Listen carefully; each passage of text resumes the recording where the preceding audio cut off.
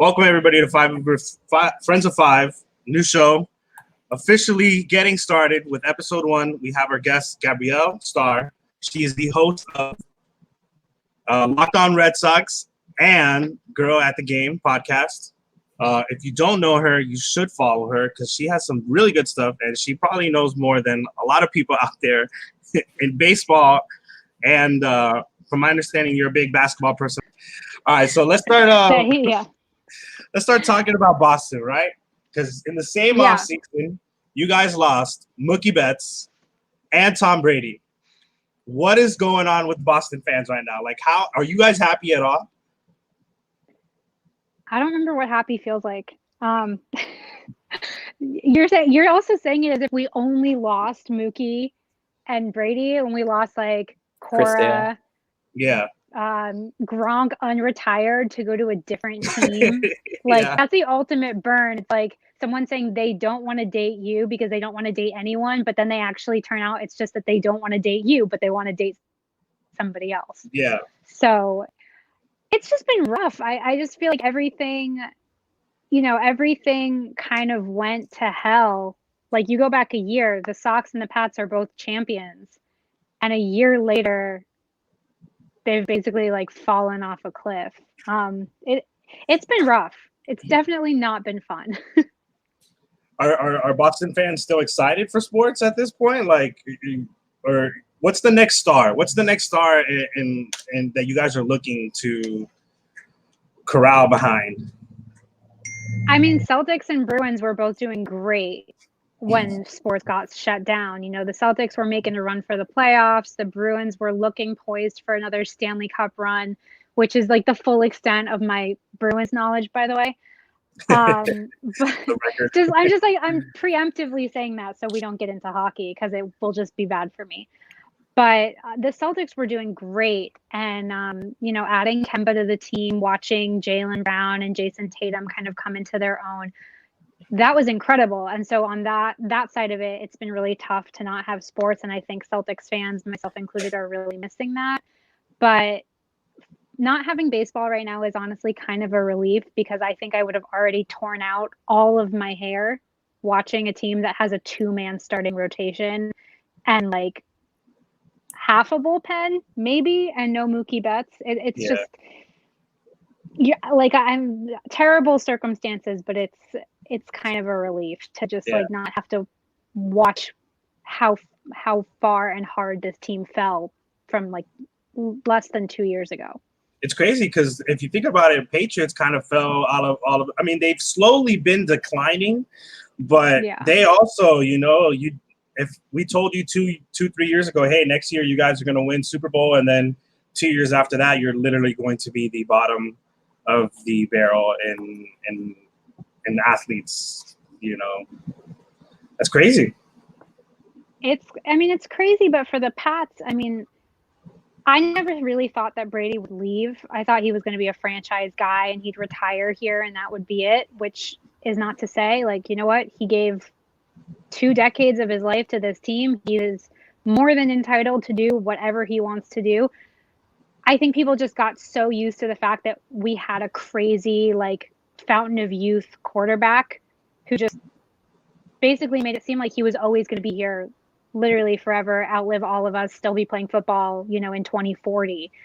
And so people kind of just got used to it. It's not the typical norm. I mean, at this point, Brady's playing with guys who were babies when he started his career. So it was going to happen eventually in some way. It just hurts that he went to another team as opposed to just hanging it up. So are you guys mad at Tom Brady? I'm definitely not. I think he's more than earned the right. He got 6 rings. He's given his body to this team in the most dangerous sport for, 20 years, basically. And he has more than earned the right to leave. He was on the decline. I wish that he'd been a franchise guy like a Ted Williams, but I don't fault him for wanting to do something different. And I think the whole, like, Brady wanting to prove he can win without Belichick wanting to prove he can win without Brady thing is, pretty legitimate at this point, and it'll be interesting to see how that plays out for both teams.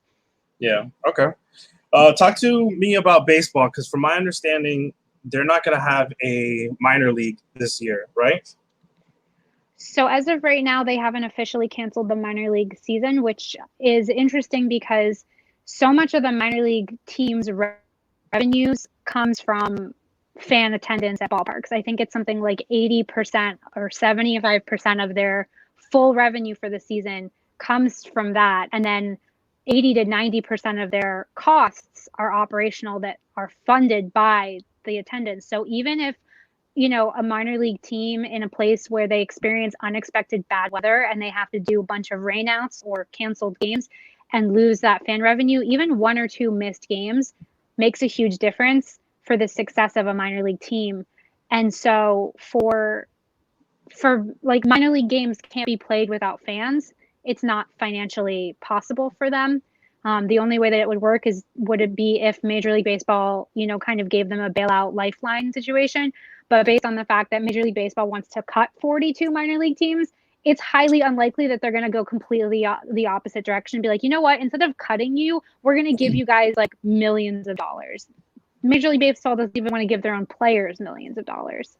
Yeah, and how does this hurt because when I was listening to the podcast that you had, the first one that you had, when you guys were talking about how this really affected the minor league players, explain to me like how bad it actually is that all these minor league players won't get to show what they have or develop themselves or anything like that. Like, would their chances of ever making the major league, does it decline significantly by them not being able to play in the minor leagues? Absolutely. I mean, for starters, you're going to actually, and this is the saddest part, a lot of players might be forced to actually give up the game entirely because they're not really making money right now. I think right now they're still getting $400 a week. And people were acting like that's a huge victory, which is crazy especially since a lot of these are guys with wives and families. Right. Or even just saying like, could you live on $400 a week? Not easily. So a lot of these guys have actually been pretty open about saying like, I might have to give it up and go play, and go get a job or Japan. Yeah, or go play Japan. Go. Can she hear me now? Not even So. yet, but Taiwan right now, and that's awful for starters because it shows you kind of the same way. It's like how healthcare shouldn't be tied to your employer. People shouldn't have to sacrifice as much as they do in the minor leagues, especially considering how much major leaguers are given. Like minor leaguers pay for their own laundry. They pay to have their own uniforms laundered. They have to basically pay dues. They pay something like $12 to $15 a day just to be fed and to have their own laundry done.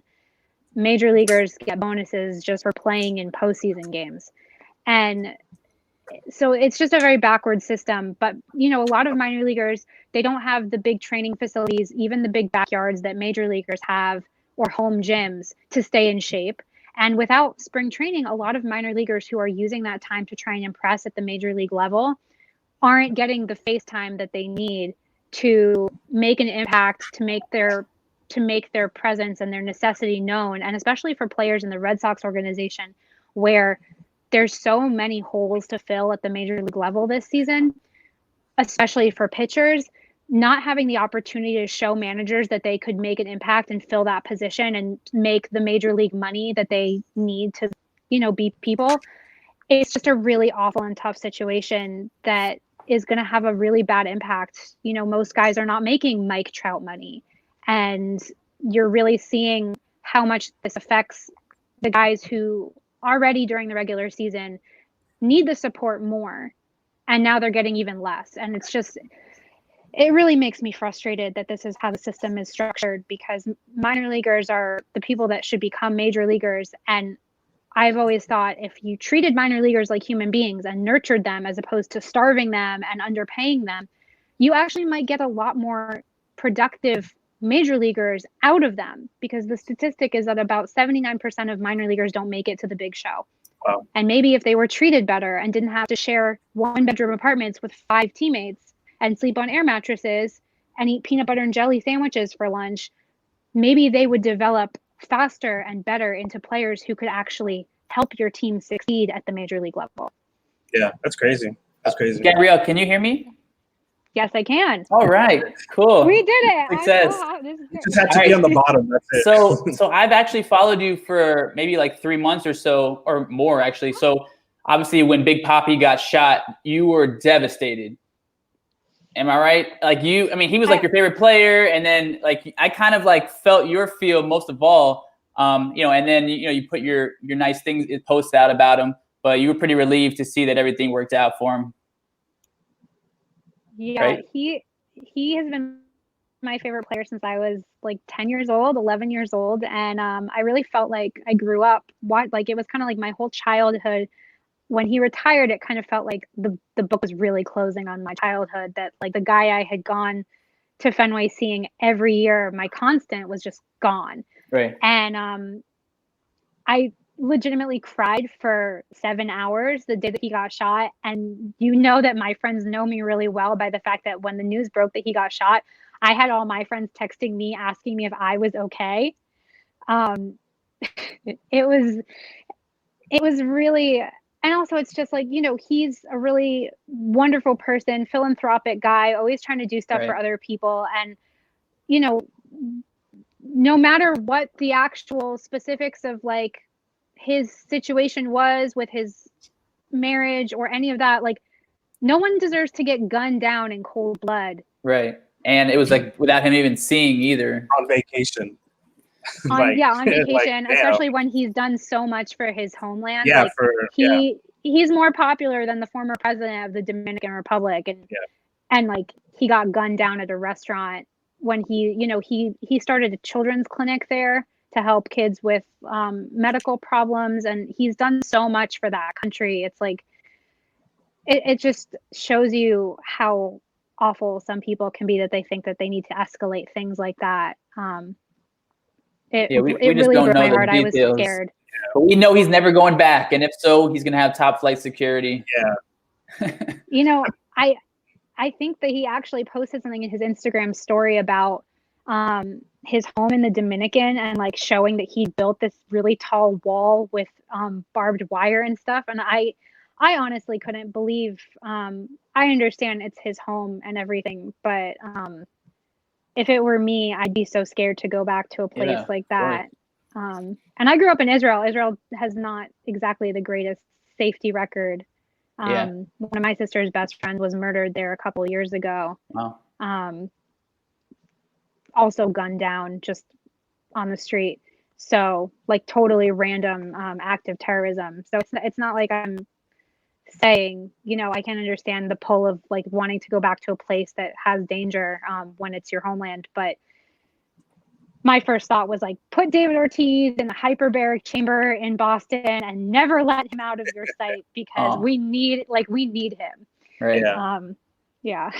Was Mookie Betts going to be the next David Ortiz? Not like career wise. I mean like fame wise for the city of Boston.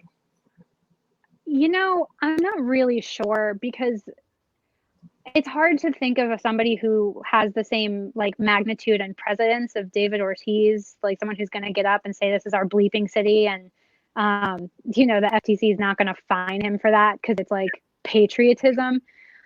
Mookie is an incredible athlete. His postseason performances leave something to be desired from my high standards of growing up watching David Ortiz in the postseason. Yeah. But I mean, he was really kind of supposed to be the face of this team over the next decade. And it is really frustrating that the Red Sox just like kind of bundled him with Price and traded him off in this kind of really weird trade. It's and also that they're acting like a poor team when well, it's similar. Sports Group is worth like $3 billion. It's similar to when they traded like Carl Crawford and Adrian Gonzalez, and everybody shipped them all out to the Dodgers also. So I feel like they kind of work with the Dodgers as helping them with these dumps, these salary dumps. And maybe they foresaw this disease even coming. I don't even know. But getting rid of all these players doesn't make any sense. Like they had to keep either JD Martinez or Mookie. That was the decision. And then they chose, I guess, Martinez. Which he's from South Florida. We love him.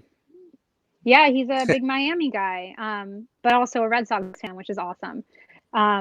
the thing with, you mentioned Crawford and Gonzalez, like the difference was that Crawford and Gonzalez were part of this awful trend that the Red Sox had where they wouldn't appreciate the players that they had, like homegrown guys like John Lester, for example. Like they wouldn't appreciate them, and so they'd let them go or they'd trade them, and then they would drop big bucks on guys like Crawford, Gonzalez, and Sandoval, who were just free agents, where the Red Sox were like, we have to get them before someone else does. So Crawford and Gonzalez got these matching 7-year free agent contracts worth like upwards of $130 million. They both pretty much tanked. And then the Red Sox were like, we need to get rid of these guys as soon as possible. And with Sandoval, they gave him like 4 or 5 years. He was the worst. He was so bad.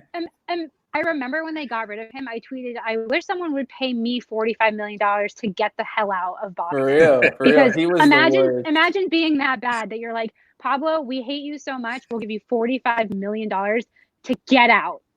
I mean, that's kind of the dream, honestly. But with Mookie was a homegrown guy. Right. And the Red Sox kind of have this bad history, at least in the last couple decades, of not being good at developing their own players, especially pitchers.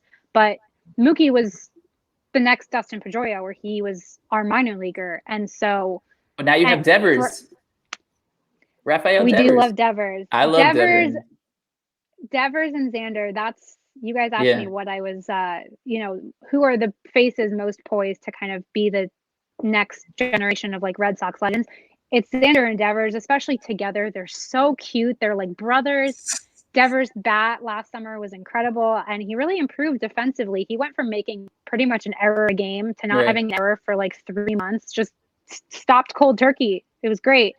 And Xander is just such a team leader. He's been on the team, another homegrown guy. They signed him when he was like 16. They actually were looking for his brother, which is really funny. They found him, and he wanted an extension last year. Scott Boras is his agent. Boras famously hates extensions, doesn't want them because he wants to get big free agent money. And Xander's like, no, I want to be here. I want this. He took less money than he definitely could have commanded on the open market. And he just holds himself so accountable. He never shies away from taking questions from the media, even after like the most brutal losses. He's in front of his, locker, ready to face the music. And it's so admirable because you don't have a lot of that in sports, I feel like. So what do you know about the Miami Marlins? I have to say, I have a soft spot in my heart for the Miami Marlins. We have a great Twitter relationship, me and them. Right. We actually sent the lyrics of How I Beat Shaq line by line back to each other last year. Yeah, I saw that. I root for them. They are my fish version of underdogs, where I just want them to be happy. Thank you. And I want people to stop. I want people to stop shitting on them. Like the Red Sox have had plenty of years where they were like the absolute bottom of the barrel. So I just want teams. I root for teams that deserve some success. Like I can't. That's what it is. Growing up as a Red Sox fan before 2004, you have a soft spot in your heart for the underdogs. And also props to them for unloading Giancarlo Stanton on the Yankees, because that is hilarious to me, because they are just stuck with that contract. He's still going to come back, though. He'll be back. Yeah, but that's not worth the contract at all. I mean, I still think he's going to hit 40 home runs. He played like 30 even games. If he came back, that guy has spent more time on the injured list than he's actually spent in a uniform playing for the Yankees. And the thing is, the longer it goes on, the more of that contract they're going to have to eat in order to unload him on somebody else. Yeah. And so just as a fan of a rival team, pay me millions and millions of dollars to sit on the IR list, all right? Because that's my dream. You want to be kicked out of Boston for 45 I don't care. Ryan was telling me that MLB is thinking of beginning on July 4th. July 4th. Is that what you heard as well, or? It's a proposal. So it's a proposal. It actually got floated to the players' union today. It'll be interesting, and by interesting I mean it's going to get really dramatic and contentious, because, as usual, billionaire owners are trying to screw their players, not understanding that happy players are better players who will continue to make you money. Again, the complete lack of like logical thinking in baseball just will always be kind of funny to me, and like that, haha, this is so frustrating. Why isn't Major League Baseball run better kind of way? the biggest thing is that the owners want to make it so that it's kind of like a revenue sharing salary cap situation where players will be paid based on the revenues of their teams, which is unfair to players because like that's just not how things work. And owners want to do it that way so that they can pay players who are making a lot of money, like Giancarlo Stanton, less than what is agreed on. And they are basically using a catastrophic global pandemic in order to orchestrate a greedy change to the way that the game is played, which is like the kind of grossest thing that you can possibly think of, trying to capitalize on this time. But not altogether unsurprising. Not altogether unsurprising coming from, Big business teams that are big businesses and don't want to, pay anyone. Like if MLB teams had their way, they literally wouldn't be paying anyone right now, which is just like the grossest thing ever. But it's definitely going to get contentious this week because there's just so much in that proposal that, from what I've read, is just not going to ever be something that the players union is going to agree on. And the players union already made serious concessions in the first agreement a couple months ago when all of this started. Basically sacrificing a lot of money in order to get things like service time so that free agents wouldn't miss out on players under control wouldn't miss out on being a year closer to being free agents and that kind of stuff. And that's why Mookie might never end up playing a single game for the Dodgers, because basically this season will count regardless of if it gets played or not. Oh, right. That's right. Yeah, because he got like an arbitration deal of like $28 million. And he's like a really unique. They gave him a big deal. Yeah. And he's a free agent in, November. Wow. So I think there has to be a season though. I mean, they're pushing all these major teams, and then we got to see it. We got to see it at least fail. You would think. There's just too much money to lose for all the owners to agree not to have a season, or yeah. It's just hard. It's just hard. I mean, I think that there will be some sort of season. I don't think there will be fans at all. Right. And I think the other thing is that, they already agreed that they would play baseball into October so that they could extend the season, like regular baseball into October, and then have like some kind of weird postseason format in November, maybe December. But, especially now that there's been a second wave of Corona hitting Asia, and they canceled the 2021 World Baseball Classic. Like it's hard to, to kind of see baseball coming back so soon. Like it's already almost mid-May and they're saying that spring training could start as soon as June. But, players, like asking players to do this when Sean Doolittle from the Nationals made an excellent Twitter thread about this, basically highlighting all the things that he needs to see from this proposal to the players union before he would ever agree to it, because he has a wife with asthma and lung issues. And so for him, it's like a very serious consideration to be like, well, either I'm risking my life, risking my wife's life, bringing her with me, or I'm abandoning my wife to play a game.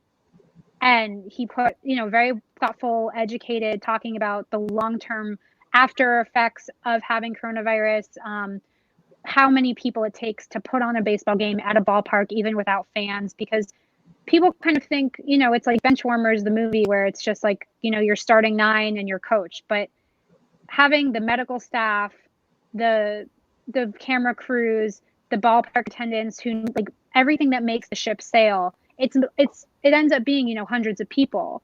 And so your risks are much higher. And even though the ball players themselves are young, healthy guys, for one thing, we've seen that young, healthy guys get coronavirus too. And for another thing, a lot of these people who work to make the ball games happen are much older than that. Like even the Red Sox new manager, Ron Renneke, he's like 60-something years old. He is prime candidate for this disease. And you're saying you're just going to clump all these guys together and tell them to social distance. But meanwhile, how's a guy going to tag a runner out at second base if he has to be 6 feet away from him? Like, he can't even physically Can you imagine them playing with these things? Yeah. You just take the baseball, you throw it really hard in the runner's direction. If you hit them, they're out. If your aim sucks to be you. And that's the new way you play baseball. It's just a lot to consider that I feel like, now you say it like that, it is some crazy time. It is crazy. I mean, NBA is thinking about starting, right? That's what we're being told. They're asking players right now. So talking about the NBA, I don't know if you know, but the Heat and the Heat fans hate the Celtics. Do we? Yes. We hate the Celtics. I thought it was the other way around. I wanted to know if I was gonna say I thought it was like a mutually agreed. Is it hatred. mutual? Is it really mutual? Because I feel like Heat fans wake up just hating the Celtics, and I feel like Celtic fans, they have way too many people to hate to just really just think about, only the Heat. I mean, I think the Heat hatred's like a little bit kind of outdated at this point, at least from my standpoint of like the Ray Allen shit's like a couple years old already. Not even, it's more than that. But like right now, I think Celtics fans' biggest thing is like Kyrie. Okay. Yeah. How you up and left? Like literally, well, no, it's not even. I mean, it's definitely that, but it's also like this week he's on his Instagram Live being like, "I want to challenge Kemba to a one-on-one." It's like, really? Because you've been hiding from the Celtics with conveniently scheduled injuries for the entire year, but you want to face Kemba one-on-one. You skipped that game. It's kind of like skip 2 games. It's kind of like saying, I have a girlfriend in Canada, like, oh, now that you're safe at home, you want to challenge Kemba Walker to one-on-one, but you couldn't even come and sit at the stadium. Oh, we lost. Oh no, she's back. Yeah, it's crazy. I was so surprised how well Kemba Walker is doing in the Celtics. I always knew he was a good player, right? Like, I think we can all agree Kemba Walker was a great player. Yeah, 20 points a game, all-star. When he went to the Celtics, he really changed his game to, facilitate more. But I think he's still scoring the same amount, right? Like, his scoring has dropped off. I don't have his stat, like his basketball reference sheet up in front of me, but I will say he's my favorite player on the team just because of the teammate, not only the player that he is, where he's just absolutely excellent, and you kind of watch him, like, especially like his step back and just like it's so smooth, but more than that, like, he makes all his players better teammates. He kind of guides the younger guys. Yeah, he's the veteran that's been around, and he's wanted to make the playoffs for so many years, and he's like a one and done in the playoffs kind of guy. So he sees if he invests correctly, they can go far. I feel like the Celtics had the best roster in the East, to be honest. I think they had one of the more dangerous ones. I think they don't match up perfectly to every team, but they bring problems to every team, kind of like the Bucks.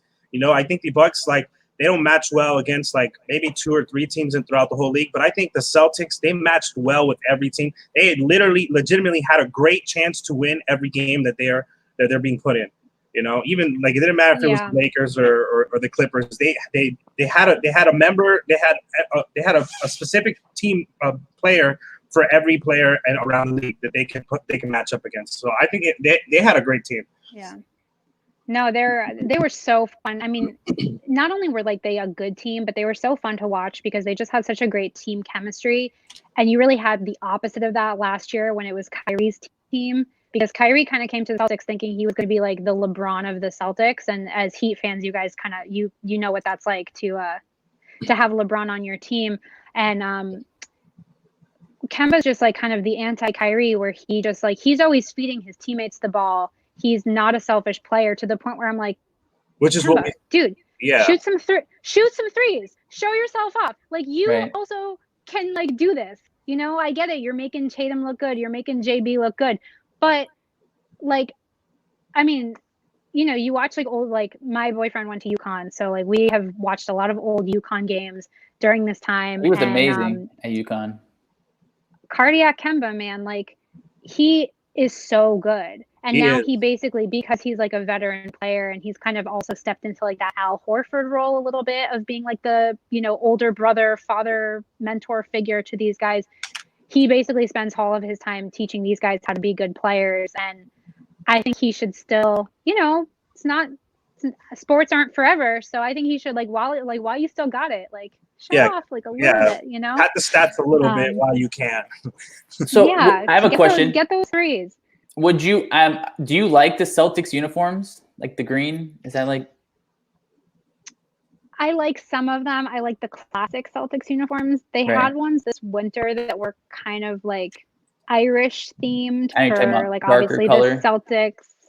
Well, it was like it just had kind of like a Celtic font, and I wasn't into that. I just thought it was and it was like gold and black as well as the green. I know you're It talking just about. kind of was like a little too flashy for me.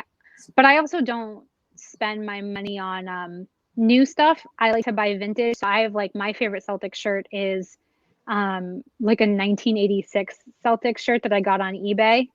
eBay. And then I've got like this one I've got this like one Kemba shirt that my boyfriend and I got each other Kemba shirts for Christmas and Hanukkah. So we both have like Kemba shirts now. But other than that, I wear like a lot of like vintage, like weird stuff to the games. How often do you shop on eBay? Because me and Ryan were talking about this. Like, do people really shop on eBay? Like, I didn't know like this is a real thing. So I think it's a great place to buy vintage sportswear. Other than that, I used to use it in college, like for textbooks, because you can buy used textbooks for a lot cheaper. And like, you know, as opposed to spending $200 on one textbook, you'll get 4 of your textbooks for $200. I don't use it for like basically anything else. My dad likes eBay for designer neckties. Because people will like resell, resell them. Yeah, I know. she's making great points for it. eBay's great. I think I'm gonna have to start. I've been doing it wrong the whole time. I'm the sucker that goes to Fanatics and the regular pro shops, and I pay 3 times what everybody else is paying. I'm gonna have to look into it. I'm gonna have to definitely look into it. One of the reasons. No, go ahead. Sorry. No, I was just gonna say my thing with the whole like buying from Fanatics and stuff like that. The Red Sox have a great team store right across from the ballpark.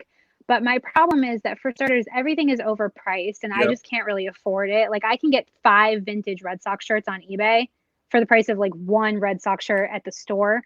And the other thing is that, the Red Sox just have been screwing over their fans for the last, year or so, and even more from like a price point of like people just can't afford to go to the ballpark. Wow. Thankfully, I don't have that problem because I don't pay for games, but I get people in my Twitter mentions all the time being like, I can't even afford to go to 1 game out of a regular 162 game season.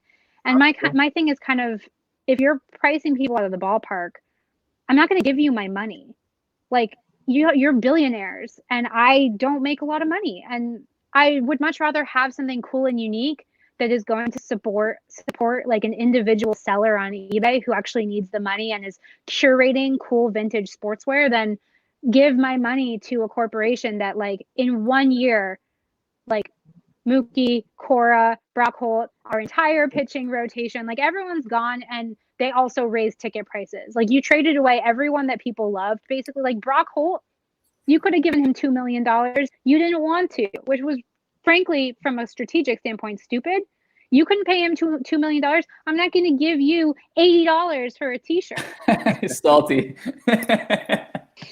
I guess the reason I asked you about the Celtics jerseys because the Heat jerseys are the best jerseys in the NBA, right? Yes. Yes. Yeah, right. Okay. Because Right, I feel like a lot of people don't like to admit it. I saw the other day people were saying Bulls as a collective, Chicago as a collective sports city, they have the best jerseys. And I was just like, I don't know about that. I understand from like a classic, like the red, white, and black is, it's sharp. The Bulls have a great, style brand timeless, guide for, yeah, it's great. But from an aesthetic standpoint of like the coolest jersey, it's the Heat. Woo! This is a debate. Okay. So one of the reasons why I was saying the Heat fans hate the Celtics, right? I think we were starting to like not really care about it either. But then Paul Pierce comes out and says he had a better career than Dwayne Wade. I want to know from a Celtics fan, do you honestly believe that Paul Pierce had a better career than Dwayne Wade?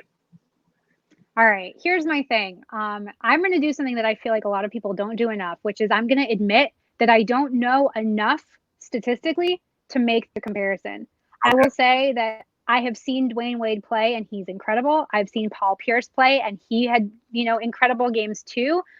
And my biggest thing is I feel like just Paul Pierce runs his mouth a lot, whereas Dwayne Wade really doesn't.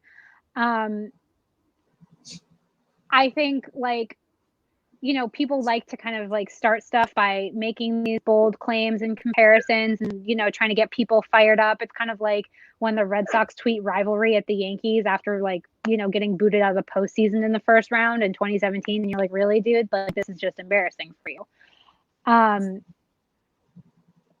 I am woman enough to admit that I am not going to pretend to try and make an argument in either direction because I don't know enough. And I think that more people should do that instead of just, spouting stuff that they don't actually understand. Yeah.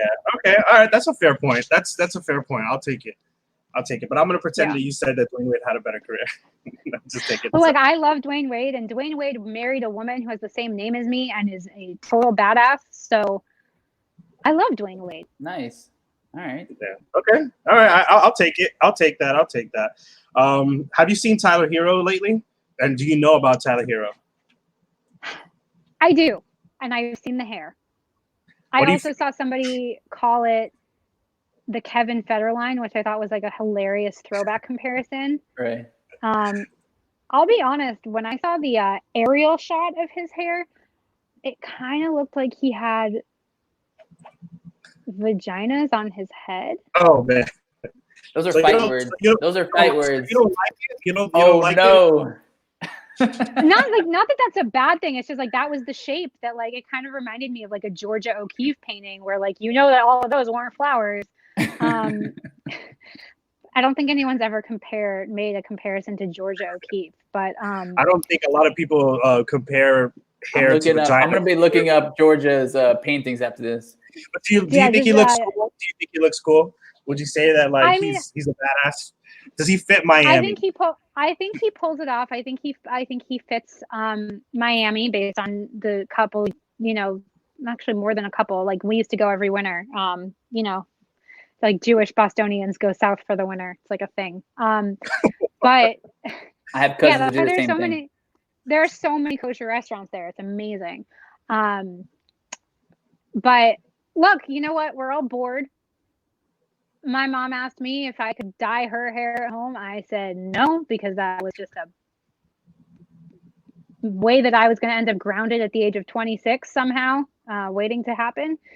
I've contemplated cutting my own hair. So you know what? Whatever, do your thing. If you're not hurting anybody with your life choices, I don't see why anyone should be a dick to anybody about anything. If my life doesn't directly affect yours, why do you care? If he wants to go and make his head look like that and it makes him happy, then that's great. Yeah. Need more kindness, more kindness in the world for sure. Five Reasons was talking about coolest white players or whatever. Do you have a player that you think is white that you're like, man, this was one of the coolest guys I've ever seen in my life? Calabrini. He had some swag with him, and he was like, wow, I like this guy. Is there anybody that reminds you like that? I grew up in a Larry Bird family. Okay. I don't know how swag as much as it was he was a prime shit talker, which I guess is a form of swag when you back it up and it's not empty. My grandma loves Larry Bird so much she just calls him Larry, and we all just know that it's Larry Bird, which is really funny. She's like, yeah, Larry was great, and we're like, did you know him? No, just Larry. She's kind of like. Did you guys ever see that movie, The Heat, the one with Sandra Bullock and Melissa McCarthy? Yeah. So you know how they have those really intense artworks at Melissa McCarthy's family's house of the Boston athletes as Jesus? My grandma's the Jewish version of that, where she's just Larry was amazing. No one's ever going to compare to Larry. Aww. But he was a great shit talker. He rocked the short shorts. He was in Space Jam. I'm sorry, if you're a Boston kid, it's Larry Bird is your white player, Okay. All right. I mean, that's cool. All right. I guess the last topic that we wanted to talk about was, we talked about it a couple times, Ryan and I, the WNBA, right? What do you think is the biggest problem with that? And do you as watch far as, it? no, how do you fix the marketing or lack thereof? So I think it's kind of a cyclical, probably like a directly, proportional kind of catch-22 of like, they don't get enough airtime and marketing and, attention. So there isn't enough love for them. There also isn't enough love for them because they don't get, and therefore they don't get enough marketing and attention. And I kind of feel like at this point, like the ESPN and media side kind of needs to decide, like, we're going to kind of infuse the situation with more of this to get people involved, or you're just going to like, screw over this amazing league of incredible female athletes, because the only way to fix it is to start making it more in the public eye, more giving it more attention, highlighting more amazing women. Like, have you guys been watching The Last Dance? Yeah. Okay, so did you see the tweet that went viral where Joe Budden said that Seattle deserves a basketball team, and then Breanna Stewart quote tweeted and said, "We have one." Yeah. And it's like, I understood like the context of him saying, like, because the episode was basically ending with the pregame announcement, like apologizing to Seattle fans in advance before the game had even started, because it's like, we're so sorry you have to play Michael Jordan and the Bulls right now. Like, this is going to hurt. Yeah. But at the same time, like, these women work so hard. Some of them play while they're pregnant, or they have a baby and they come back. Yeah.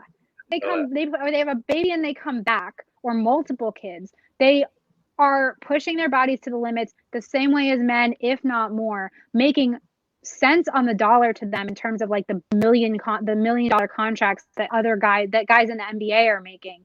And they have to fight not only to be like recognized and appreciated, but to be respected because they're women. Like, the number of guys on the Breanna Stewart retweet yesterday or 2 days ago being like, "Get back in the kitchen, make me a sandwich." Wow. Like, they meant a real basketball team.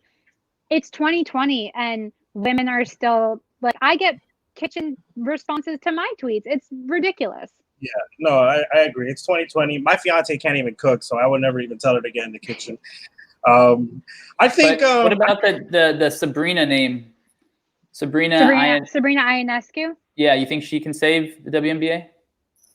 To try. Yeah, so she got first round draft pick, First Kobe's overall. mentee, going to the Liberty. So I actually saw her play this year because I was at a UConn women's basketball game, and UConn is one of the best women's basketball teams in college sports. They're incredible. Right. And it was very unfortunate because it was my first UConn women's game of the year, and it was against Sabrina and the Ducks. And so it was like the only game that they'd lost at home in something like 8 years, which shows you how good they are.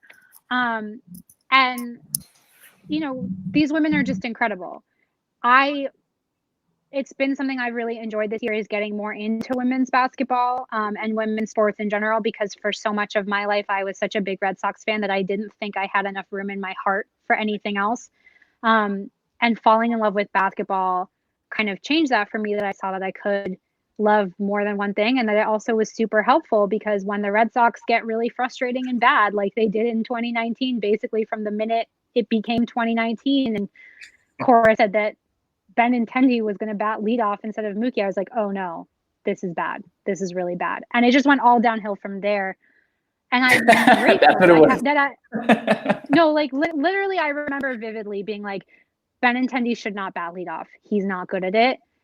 And he had statistically the lowest first inning batting average of any Red Sox leadoff man in the last 20 years. They were trying to get him started though, because he had so much potential, and they know Mookie could have been great at 2 or 3 or 4 or 5. Look, I don't think Mookie's more versatile. There's a worse manager than Dave Roberts, though. Okay, so I like at least Cora won you guys a World Series. He made some bold decisions to win the World Series. Dave Roberts, on the other hand, has the most talent in like the last 2 years at least, and he has yet to show anything for it. I feel very bad for the Dodgers, because they've been to 7 consecutive postseasons now, and they haven't won a World Series since '88. But there were some decisions that Roberts made in 2018.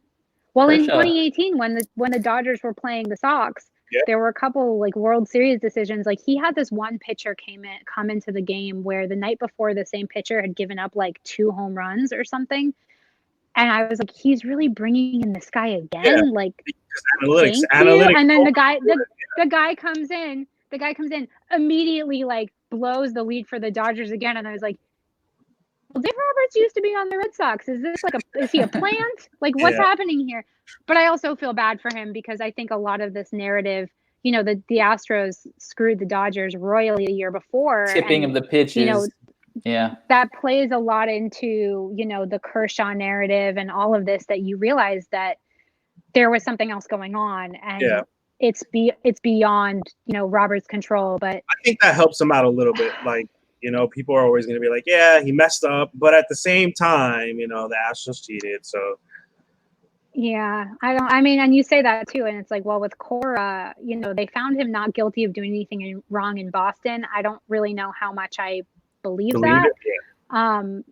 I do believe that, you know, based on the way that MLB had set up the 2018 postseason, you know, there were already so many accusations from different teams during the regular season that year of Stein stealing that by the time the postseason rolled around, MLB said, well, the only way we can kind of curtail any accusations is if we put our own officials in the video replay rooms. And so the kind of cheating that the Red Sox were accused of would have been impossible because MLB had people in those rooms. But, you know, whether or not he helped them cheat to get those 108 regular season wins or get them to the postseason, I don't think that what they did was anywhere close to what the Astros did, but I don't look at the 2018 season the way I did, you know, until December of this year, where I was like, this is incredible. This is so, I can't believe I just lived through the winningest season in franchise history. Like the Red Sox never won 100 games with David Ortiz, and they won 108 in 2018. And you're kind of like, well, that's a lot of games, you know?